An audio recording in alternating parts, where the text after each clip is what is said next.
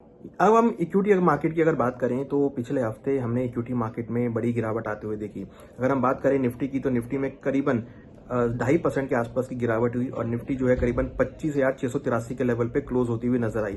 हमने देखा कि जो इसके महत्वपूर्ण सपोर्ट थे 26,000, 25,900, 25,700 तीनों ही लेवल को ये ब्रेक करता हुआ नजर आया। और हमने ये भी देखा कि साथ साथ बैंक निफ्टी के अंदर भी जो गिरावट थी वो यहाँ पर गहराती हुई नजर आई। तो अगर हम बात करें बैंक निफ्टी की तो बैंक निफ्टी के अंदर भी हमने ट्रेंड यहाँ पर नेगेटिव होता हुआ दिखाई दिया। हालांकि कहीं ना कहीं एक अपसाइड मोमेंटम जो मार्केट बनाने की कोशिश कर रहा था वो वहां पर थमता हुआ नजर आया और हमने बैंक निफ्टी में भी हायर लेवल से गिरावट आती हुई देखी। हालांकि पिछले हफ्ते में बैंक निफ्टी ने हाई बनाया था करीबन 60,437 का, फिर वहां से भावों में गिरावट हुई, करीबन 1.5% की गिरावट के साथ बैंक निफ्टी फाइनली 59,251 के लेवल पे क्लोज होती हुई नजर आई। तो यहाँ पे जो सपोर्ट था 59,500 का वो यहाँ पर ब्रेक होता हुआ नजर आया। यहाँ पे दो तीन चीजें काफी इंपॉर्टेंट रही।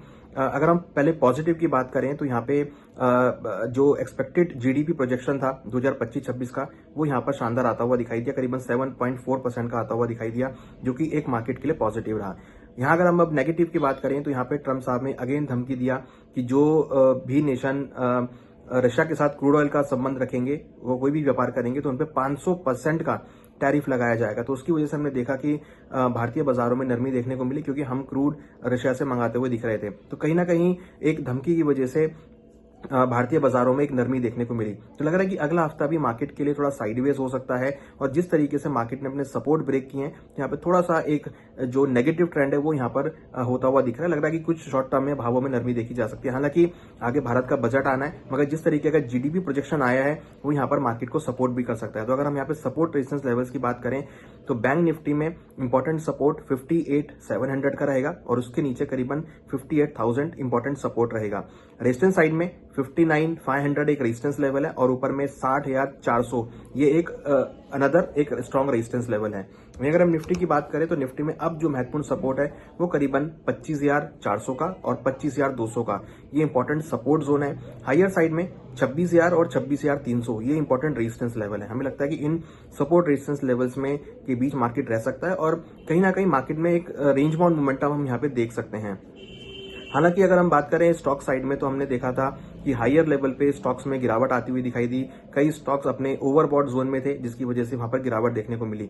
तो कहीं ना कहीं शॉर्ट टर्म में थोड़ा सा प्रॉफिट बुकिंग हम स्टॉक्स में आती हुई देख रहे हैं, जिसकी वजह से हमने इक्विटी मार्केट में नरमी आती हुई देखी। वहीं अगर हम बात करें रुपी की तो रुपी यहाँ पर अगेन एक साइडवेज मोमेंटम में ट्रेड होता हुआ नजर आया। हालांकि रुपी के अंदर हमने ये अगेन एक वीकनेस देखी। ये तीसरा हफ्ता है जब हम रुपी के अंदर वीकनेस देख रहे हैं। तो रुपी करीबन 0.26% की गिरावट के साथ ट्रेड होता हुआ नजर आया और फाइनली 90.21 के लेवल पे क्लोज होता हुआ नजर आया। तो फाइनली अगेन रुपी के अंदर हमने गिरावट देखी और यहाँ पर एक वीकनेस आती हुई दिखाई दी। अगर हम ओवरऑल मार्केट की बात करें तो हमें लगता है कि जो मार्केट का ट्रेंड है वो यहाँ पे काफी साइडवेज होता हुआ दिख रहा है। और अगर हम ओवरऑल बात करें तो सेंटीमेंट अगर आप देखेंगे तो मार्केट के थोड़े से हेवायर होते हुए दिखाई दी, क्योंकि यहाँ पर जिस तरीके से हमने थ्रेट आती हुई देखी है वो यहाँ पे थोड़ी सी मार्केट को नेगेटिव रोल प्ले कर रही है। वहीं अगर हम एफआईआईएस की बात करें तो 8 तारीख को एफआईआईएस ने करीबन 3,770 करोड़ रुपए की जो यहाँ पर बिकवाली करते हुए नजर आए। वहीं अगर हम बात करें तो करीबन 5,595 करोड़ की जो बाइंग है वो यहाँ पर हमने